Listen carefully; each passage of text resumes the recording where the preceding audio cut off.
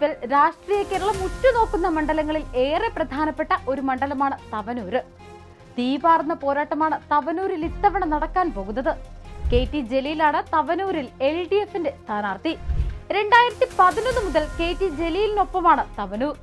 2 തവണ എന്ന വ്യവസ്ഥ 2021 CPIM നടപ്പിലാക്കിയപ്പോഴും ജലീലിന് ഇളവ് നൽകിയിരുന്നു.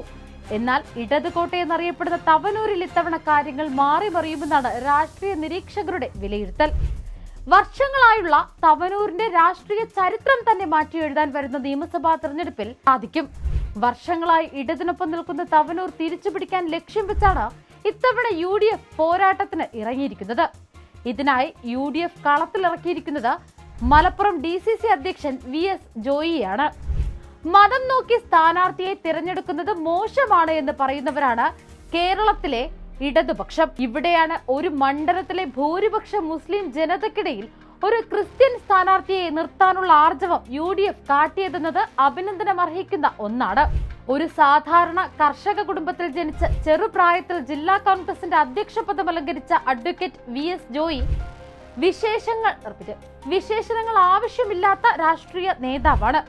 എരുമമുണ്ട ഹയർ സെക്കൻഡറി സ്കൂൾ ലീഡറായി ആരംഭിച്ച പൊതുപ്രവർത്തനം പിന്നീട് ആര്യാടൻ മുഹമ്മദിന്റെയും MI ഷാനവാസിന്റെയും VV പ്രകാശിന്റെയും വത്സല ശിഷ്യനായി ഉയർന്നുവന്ന് കോൺഗ്രസ് രാഷ്ട്രീയത്തിൽ സ്ഥാനമുറപ്പിക്കുകയായിരുന്നു. 15-ാം വയസ്സിൽ കോൺഗ്രസിന് വേണ്ടി പ്രസംഗിച്ചു തുടങ്ങി ആയിരക്കണക്കിന് വേദികളിൽ പാർട്ടിയുടെ ശബ്ദമായി മാറി. KSU നേതാവായിരിക്കെ രാഹുൽ ഗാന്ധി കൊണ്ടുവന്ന ആദ്യ സംഘടനാ തിരഞ്ഞെടുപ്പിൽ ഗ്രൂപ്പുകൾക്കതീതമായി ഒറ്റയ്ക്ക് പോരാടി സ്വതന്ത്രനായി സംസ്ഥാന കമ്മിറ്റി ജനറൽ സെക്രട്ടറി ആയതാണ് ജോയിയുടെ രാഷ്ട്രീയ ജീവിതത്തിലെ വഴിത്തിരിവ്. ഷാഫി പറമ്പിലിന് ശേഷം സംഘടനാ തിരഞ്ഞെടുപ്പിലൂടെ KSU സംസ്ഥാന പ്രസിഡന്റായി. KSU പ്രസിഡന്റായിരിക്കെ 15 വർഷങ്ങൾക്ക് ശേഷം കാലിക്കറ്റ് യൂണിവേഴ്സിറ്റി യൂണിയൻ ഉൾപ്പെടെ 5 യൂണിവേഴ്സിറ്റി യൂണിയൻ KSU തിരിച്ചുപിടിച്ചു. ഇതും ജോയിയുടെ നേതൃപാടവം കൊണ്ടാണ്. കേരള യൂണിവേഴ്സിറ്റി സെനറ്റിലും സിൻഡിക്കേറ്റിലും KSU പതിറ്റാണ്ടുകൾക്ക് ശേഷം വിജയം നേടി. 10,000-കണക്കിന് വിദ്യാർത്ഥികളെ അണിനിരത്തിയ റാലിയോടെ കൊല്ലത്തും കോട്ടയത്തും സംസ്ഥാന സമ്മേളനം സംഘടിപ്പിച്ചു. ലഹരി വിരുദ്ധ അക്രമരഹിത മതേതര ക്യാമ്പസ് എന്ന മുദ്രാവാക്യം ഉയർത്തി കാസർഗോഡ് മുതൽ തിരുവനന്തപുരം വരെ ജാഥ സംഘടിപ്പിച്ചു. നെഹ്റു കോളേജ് സമരവും മാസങ്ങൾ നീണ്ട ലോ അക്കാദമി സമരവും ഉൾപ്പെടെയുള്ള സമരങ്ങൾക്ക് നേതൃത്വം നൽകിയ ജോയി KSUവിന് തിരിച്ചുവരവ് നൽകിയ മികച്ച സംഘാടകൻ കൂടിയാണ്. KPCC മെമ്പർ 2019 ലോക്സഭാ തെരഞ്ഞെടുപ്പിൽ K മുരളീധരൻ ചെയർമാനായ ക്യാമ്പയിൻ കമ്മിറ്റിയിൽ കൺവീനറായി. പിന്നീട് KPCC ജനറൽ സെക്രട്ടറിയായി തിരഞ്ഞെടുക്കപ്പെട്ടു. DCC പ്രസിഡന്റ് പദവി ഏറ്റതോടെ സംഘടനാപരമായി കോൺഗ്രസിന് ജില്ലയിൽ വലിയ മുന്നേറ്റമുണ്ടാക്കാൻ VS ജോയിക്ക് കഴിഞ്ഞു.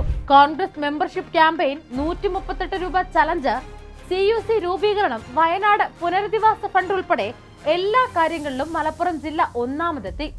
എല്ലാ മതസംഘടനകളും സാമുദായിക നേതാക്കളുമായി ആത്മബന്ധം പുലർത്തുന്ന ജോയി ഒരു മതേതര മാതൃക കൂടിയാണ്.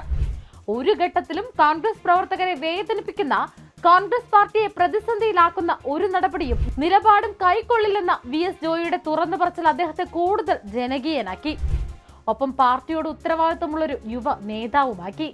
ഇങ്ങനെ മികച്ച സംഘാടനവും കോൺഗ്രസ് നേതാവുമായി VS ജോയി ഇത്തവണ തവനൂർ തിരിച്ചുപിടിക്കുമെന്നാണ് UDFന്റെ വിശ്വാസം. ആൾക്കൂട്ടങ്ങളെ സംഘടിപ്പിക്കുന്ന അത്ഭുത മനുഷ്യൻ, പാർട്ടി പരിപാടികളിൽ 10,000-ങ്ങളെ അണിനിരത്താൻ കഴിയുന്ന സംഘാടക മികവ്, ഇവയാണ് ജോയിയെ മറ്റുള്ളവരിൽ നിന്നും വ്യത്യസ്തരാക്കുന്നത്. ഇതുവരെ നടന്ന 3 മത്സരങ്ങളിൽ നിന്നും വ്യത്യസ്തമാണ് ഇത്തവണത്തെ മത്സരം. യുവത്വത്തിന്റെ പ്രതീകമായ UDF സ്ഥാനാർത്ഥി VS ജോയിയെ മറികടക്കുക എന്നത് KT ജലീലിനെ സംബന്ധിച്ച് അത്ര എളുപ്പമുള്ള കാര്യമല്ല. കാരണം കേരളം കണ്ട യുവരാഷ്ട്രീയത്തിലെ മികവുറ്റ ഒരു പോരാളിയാണ് VS ജോയ്. ശക്തമായ ഭരണവിരുദ്ധ വികാരം നിലനിൽക്കുന്ന സാഹചര്യത്തിൽ യുവാക്കൾ ഒന്നടങ്കം VS ജോയിക്ക് പിന്നിൽ അണിനിരക്കും. മാത്രമല്ല, നിലമ്പൂർ ഉപതെരഞ്ഞെടുപ്പിലും തദ്ദേശ തെരഞ്ഞെടുപ്പിൽ മികച്ച നേതൃപാടവമാണ് VS ജോയ് കാഴ്ചവെച്ചത്. തവനൂരിൽ VS ജോയ് ജയിക്കേണ്ടത് അഴിമതിരഹിത ഭരണം, മതരാഷ്ട്രീയത്തിനും അപ്പുറമുള്ള യഥാർത്ഥ മതേതരത്വം, ജനക്ഷേമം എന്നിവ ആഗ്രഹിക്കുന്നവരുടെ ആവശ്യമാണ്. ഇക്കഴിഞ്ഞ തദ്ദേശ തെരഞ്ഞെടുപ്പിൽ തവനൂർ മണ്ഡലത്തിലെ 7 ഗ്രാമപഞ്ചായത്തിലും UDF ആണ് ഭരണം പിടിച്ചത്. ഇതും VS ജോയിയുടെ ജനകീയതയും ചേരുമ്പോൾ നിയമസഭാ തെരഞ്ഞെടുപ്പ് തങ്ങൾക്ക് അനുകൂലമാകുമെന്നാണ് UDF നേതൃത്വത്തിന്റെ പ്രതീക്ഷ. കൂടുതൽ വാർത്തകൾക്കും വിശേഷങ്ങൾക്കും ഞങ്ങളുടെ channel like, share and subscribe ചെയ്യുക. കൂടാതെ സബ്സ്ക്രൈബ് ബട്ടണിലെ ബെല്ലൈക്കൺ ഇനേബിൾ ചെയ്യാനും മറക്കരുത്.